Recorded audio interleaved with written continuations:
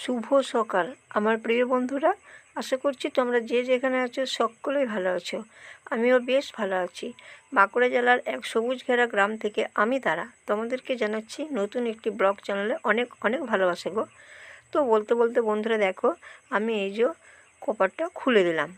এবার আমি এখান থেকে জল এবং গোবর নিয়ে দুয়ারে গোবরটা দিয়ে দিচ্ছি। কারণ কি বলো তো, এখানে তো পুকুর ঘাট নেই, আছে অনেকটা দূরে, তাই এই কলের জলেই সমস্ত কিছু করতে হয়। তাই প্রথমে আমি উঠলাম, কপারটা খুললাম, তারপরে চোখে মুখে জল দিয়ে পা হাত ধুয়ে আমি এই যে জলের মগ এবং গোবর নিয়ে এই দুয়ার, উঠোন, তুলসীতলা, আবার বারান্দা এগুলো সব একে একে গোবর দিয়ে দিচ্ছি। তারপরে বন্ধুরা দেখো, আমি এই যে পাতা ঝাঁটাটা নিয়ে দুয়ারটাও ঝাঁট দিয়ে দিচ্ছি। আর ঘরের ভেতরটা ঝাঁট দেবো একটু পরে, কারণ ওখানে না তোমাদের দাদাভাই শুয়ে আছে, আর শুয়ে থাকলে ঝাঁট দিলেও খুব বিরক্ত হয়। তাই আগে এগুলো দিয়ে দিই, তারপরে ও উঠবে, তারপরে বিছানাপত্র তুলে ঝাঁট দিয়ে দেবো।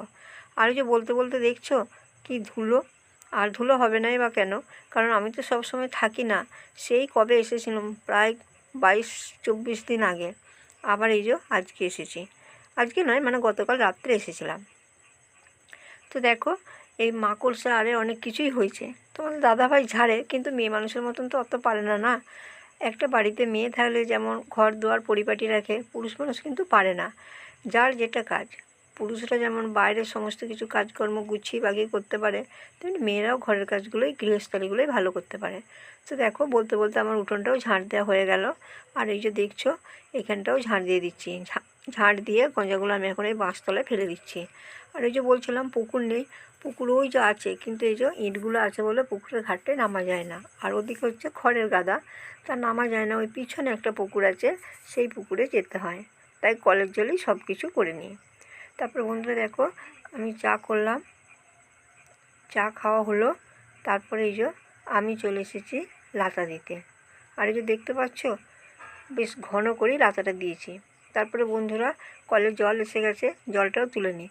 কারণ কি বলো তো, টাইমে জল আসে, আর জল যদি না তুলি তাহলে কোনো কাজই কিন্তু আমি করতে পারবো না। তাই এই যে সমস্ত ড্রাম, বালতি, তারপরে হাঁড়ি, এগুলো সবই আমি কিন্তু জল ভরে নিচ্ছি।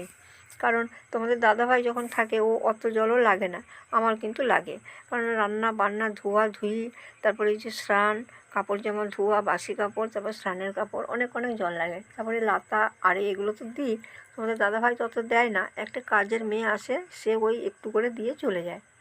তারপরে বন্ধুরা দেখো, আমি এই যে মাছগুলোও বেছে নিলাম, কারণ জল থাকতে থাকতেই সমস্ত কাজ করে নিতে হবে। আর এগুলো তোমাদের দাদাভাই নিল বাটা মাছ, কারণ এখানে গ্রামে তো মাছ বিক্রি করতে আসে, আর আমার বাপের বাড়ির এখানে বাজার থেকে মাছ আনতে হয়। ওদিকে গ্রামে খুব কম আসে, আর এখানে কিন্তু সকাল হলেই 2-3টে ব্যাপারী কিন্তু মাছ নিয়ে আসে। আর তাছাড়া আমার শ্বশুরবাড়ির এখানেও একটা হাট বসে, এখানেও পাওয়া যায়। তো চলো, ভালো করে মাছগুলো আমি এখন ধুয়ে নিচ্ছি। আর এখানে পাথর নেই, তাই এই বটি দিয়েই আঁশগুলো তুলেছি। তারপরে ভালো করে যে কটা আঁশ আছে, এই হাত দিয়ে ভালো করে করে ধুয়ে নিচ্ছি। 2-3বার যতবার লাগে ধুয়ে নেব। তারপরে হলুদ লবণ মাখিয়ে রেখে দেবো, পরে ভেজে নেব। তারপর বন্ধুরা দেখছো কীরকম আগাছা হয়ে গেছে, মানে এখানে আবার তুলসী গাছ আছে, আর ইঁটগুলোও রেখেছে। কারণ ওই যে লেবারেরা মাটির কাজ করছে, তাই ইঁটগুলোকে এখানেই রেখেছে।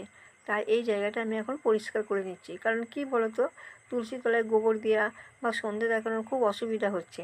তাই এগুলো পরিষ্কার করে ইঁটগুলোকে এদিকে সরিয়ে রাখবো।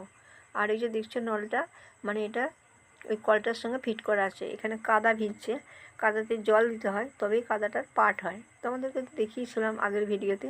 আর এই যে শিউলি গাছটা দেখছো কীরকম করে দিয়েছে কেটে, মানে গায়ে মাথায় লেগে যাচ্ছিলো বলে গাছটাকে কেটে দিয়েছে। তো দেখো, বলতে বলতে আমার এই দিকটা পরিষ্কার হয়ে গেছে। এই জঞ্জালগুলো এখন আমি ফেলে দেবো। আর এই শিউলি গাছের একটি ডাল আছে, কিন্তু খুব পাতা গজিয়েছে। সামনের বছর এর থেকেই ফুল হবে। গাছটা কিন্তু খুব বড় ছিল। তারপরে বন্ধুরা দেখো, আমি সমস্ত কিছু এই জায়গাটা ভালো করে পরিষ্কার করে নিলাম। তারপরে আবার এদিকটাও আছে, এদিকটা ওই যে কলতলা, ভাত টাত ফেলানো হয়, ও খুব নোংরা। তো এগুলো ফেলে তারপরে আমি চলে এলাম এই দিকটাতে। আর এই যে দেখছো কী অবস্থা, এই যে একটা ডাস্টবিনও আছে, এটাকেও ফেলতে হবে। কারণ এটা এতই অপরিষ্কার, এটাকে ফেলে ভালো করে ওই খড়ের নুটো দিয়ে পরিষ্কার করে রোদে শুকিয়ে আবার এখানে রাখতে হবে, নাহলে দুর্গন্ধ ছাড়বে, মশা মাছি উড়বে। তো চলো, আমি এগুলোকেও ভালো করে পরিষ্কার করে নিচ্ছি। আর এই যে এখানটায় না খুব কাদা স্যাঁতস্যাঁত করছে, মানে ঘাস ছিঁড়ছি তো অনেক অনেক মাটিও উঠে যাচ্ছে। তো কি করব, করার তো কিছু নেই, এখন পরিষ্কার করতে হবে। সেই যে একটা প্রবাদ আছে, নিকলে পুছলি ঘর আর সাজালে গুছলি বর, তো সেই হয়েছে। তো চলো আমি এগুলো সব কিছু পরিষ্কার করে নিচ্ছি, করে স্নান টান করে এবার আমি রান্নাবান্নার দিকে করবো। তারপর আজকে বিকেলেই তো আমি চলে যাব বাপের বাড়ি। তাই বন্ধুরা ভিডিওটাও আমি আজকে এখানেই শেষ করছি গো। ভালো থেকো, আবারও দেখা হবে। টাটা।